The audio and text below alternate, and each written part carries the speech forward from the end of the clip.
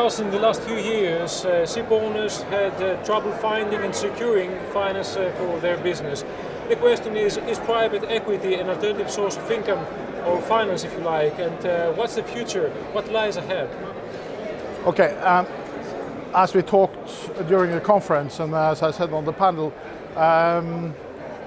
as far as equity is concerned, we see that private equity is almost out of the business. They have, in terms of taking new equity positions in shipping companies, what they are doing is increasing their lending. They do very high leverage lending, anything from 60 to 80%, with senior junior facilities or a straight facility, charging anything from 8 to 12%. And that's where we see private equity right now. Plus, they're doing what they refer to as preferred equity. And preferred equity is almost similar to a mezzanine debt today. So it comes with a coupon, it comes with a very high threshold bar, and for equity to recapture their investment, there's got to be a very, very strong market. So we see that preferred equity is very difficult to accept for owners today. We actually expect that we will see a slow exodus by the private equity companies from their equities in shipping. Many are stuck today with equities in the shipping companies because they were maybe too early in, and now they have to manage those investments best possible, and they're doing that through consolidation to some degree. They have consolidated various companies. I think Hafnia is one example of that. Team Tankers is another example of that, where positions that were direct investments in ships have also come into publicly listed companies through creating some sort of an exit strategy for the private equity companies. We do not foresee that private equity will be large sellers in this exodus, because that will press the market, but we think that they will slowly convert their marine strategy from being equity holders to be more and more lenders or preferred equity. We have seen it in the capital raises we've been involved in, that it's very hard to get private equity to invest in straightforward commodity shipping like the tankers and the bulkers. Will they invest in LNG or LPG or other sectors?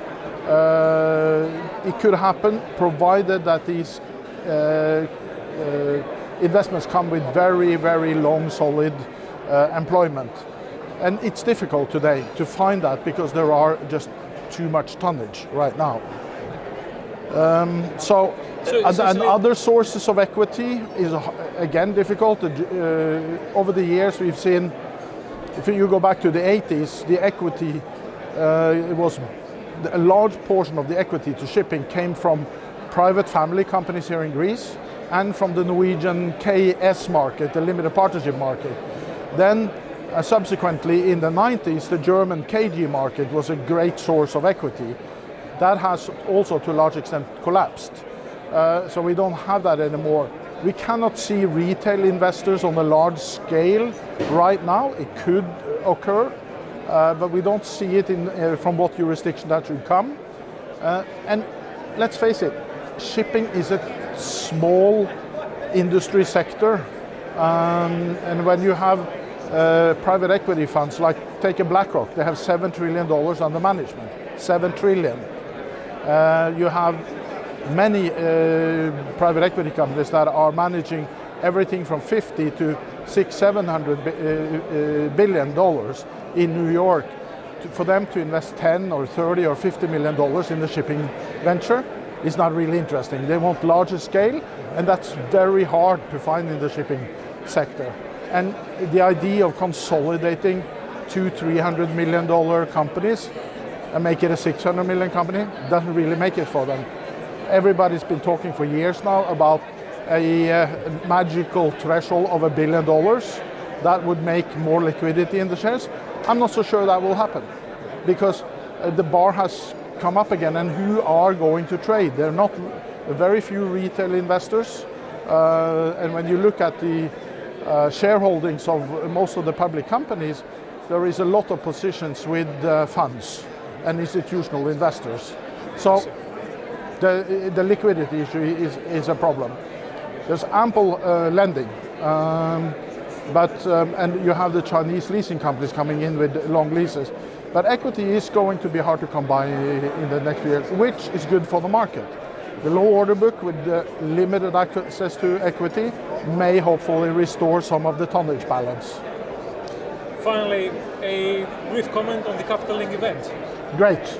I mean, we have participated many times in the various Capital Link events, and Nicholas is doing a fantastic job with this here. And it's the first time we're participating here in Greece. I'm very surprised by the tremendous turnout. I think it's good. I mean, we have been doing a lot of business in Greece over the years, also as a shipbroking firm. And I have a lot of friends in the audience, and it's good to be here. And we will certainly come back in the future Capital Link events here.